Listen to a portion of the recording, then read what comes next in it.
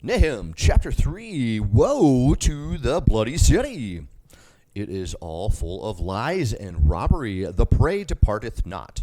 The noise of a whip, and the noise of the rattling of the wheels, and of the prancing horses, and of the jumping chariots. The horseman lifteth up both the bright sword and the glittering spear. And there is a multitude of slain, and a great number of carcasses, and there is none end of their corpses. They stumble upon their corpses, because of the multitude of the whoredoms of the well-favored harlot, the mistress of witchcrafts, that selleth nations through her whoredoms, and families through her witchcrafts. Behold, I am against thee, saith the Lord of hosts, and I will discover thy skirts upon thy face, and I will shew the nations thy nakedness, and the kingdoms thy shame. And I will cast abominable filth upon thee, and make thee vile, and will set thee as a gazing stock.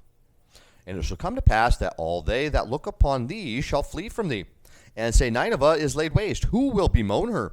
Whence shall I seek comforters for thee? Art thou better than Populus? No, that was situate among the rivers, that had the waters round about it, whose rampart was the sea, and her wall was from the sea. Ethiopia and Egypt were her strength, and it was infinite. Put and Lubim were thy helpers. Yet was she carried away. She went into captivity. Her young children also were dashed in pieces at the top of all the streets. And they cast lots for her honorable men, and all her great men were bound in chains. Thou also shalt be drunken. Thou shalt be hid. Thou also shalt seek strength because of the enemy. All thy strongholds shall be like fig trees, and with the first ripe figs. If they be shaken, they shall even fall into the mouth of the eater. Behold, thy people in the midst of thee are women. The gates of thy land shall be set wide open unto thine enemies. The fire shall devour thy bars.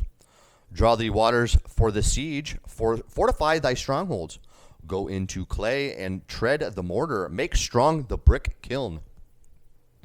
There shall the fire devour thee. The sword shall cut thee off. It shall eat thee up like the cankerworm.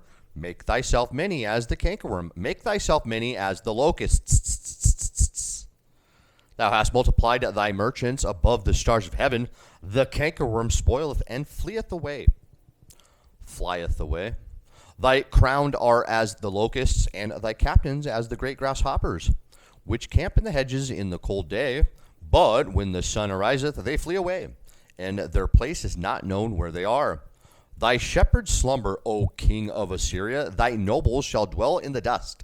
Thy people is scattered upon the mountains, and no man gathereth them. There is no healing of thy bruise. Thy wound is grievous. All that hear the bruit of the tree shall clap the hands over thee. For upon whom hath not thy wickedness passed continually?